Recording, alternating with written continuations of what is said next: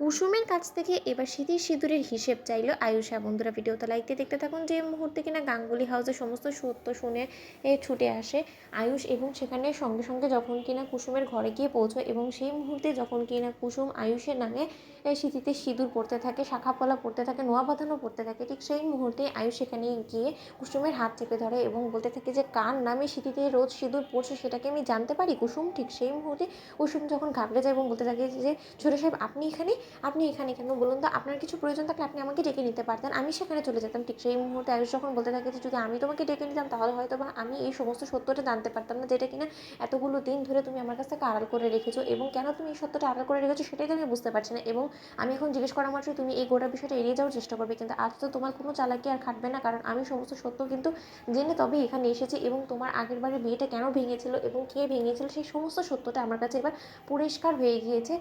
একদম আমি সমস্ত সত্যটা জেনে তবেই এখানে এসেছি। এবার বলো তো আমাকে কুসুম, এত দিন ধরে আমাদের যে মিথ্যে সেদিন ভুয়ো বিয়েটা হয়েছিল সেটাকে তুমি সত্য ভেবে নিয়ে আমাকে তুমি স্বামী হিসেবে গ্রহণ করে নিয়ে তুমি এত কষ্ট যন্ত্রণা সমস্ত কিছু মুখ বুঝে সহ্য করে গিয়েছো, এই সমস্ত কারণ কি শুধুমাত্র তুমি আমাকে ভালোবাসো বলে?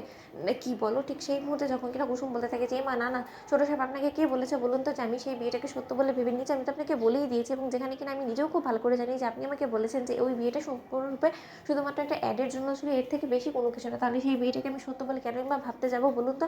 ঠিক সেই মুহূর্তে আয়ুষ বলতে থাকে যে তাহলে তুমি কার নামে সিঁথিতে সিঁদুর পড়ছো সেই মানুষটার নামটা আমাকে বলো, বলো তাহলে আমি সেই মানুষটার সঙ্গে দেখা করতে চাই, তার সঙ্গে পরিচয় হতে চাই, বলো। ঠিক সেই মুহূর্তে কুসুম যখন চুপ করে দাঁড়িয়ে থাকে, ঠিক সেই মুহূর্তে আয়ুষ বলতে থাকে যে ঠিক আছে তুমি আমার কাছে কোনো কথাই প্রকাশ করবে না, তাহলে বরঞ্চ সেটাই হোক যেটা কিনা আমি এইবার করতে চাইছি। এবার তাহলে মুখোমুখি আমাদের খেলা হোক, আমি তোমাকে চোখে আঙুল দিয়ে কুসুম এত যন্ত্রণা কষ্ট দেবো যে তুমি সহ্য করতে না পেরে নিজের মুখে চিৎকার করে আমার কাছে এসে প্রকাশ করবে যে তুমি আমাকে ভালোবাসো, এবং সেটা যতদিন না হচ্ছে ততদিন পর্যন্ত তোমাকে আমি কাঁদাতেই থাকবো, তোমাকে আমি যন্ত্রণা দিতেই থাকবো। আমি তোমার নাকের ডগায় আমি মেঘাকে নিয়ে চুটিয়ে প্রেম করে বেড়াবো, মেঘার প্রতি এমন ভালোবাসা উজাড় করে দেবো যেটা দেখে কিনা তুমি জ্বলে পুড়ে ছাড়খাড় হয়ে যাবে। এর জন্য যে তুমি এই কষ্ট সহ্য করতে না পেরেই যে তুমি বাড়ি ছাড়ার সিদ্ধান্ত নিয়েছিলে সেটা আমার কাছে এবার সুস্পষ্ট, কিন্তু তুমি কার নামে সিঁথিতে সিঁদুর পড়ছো সেই নামটা আমি তোমার মুখ থেকে শুনতে চাই। কারণ আমি যে মানুষটাকে এতদিন ধরে খুঁজে এসেছি সেই মানুষটা যখন তুমি, তাহলে তোমাকে নিজের করে পাওয়ার জন্য আমি তোমাকে এই কষ্টটা দেবো, এবং আমিও দেখতে চাই যে তুমি এই কষ্টটা কতদিন পর্যন্ত সহ্য করতে পারো।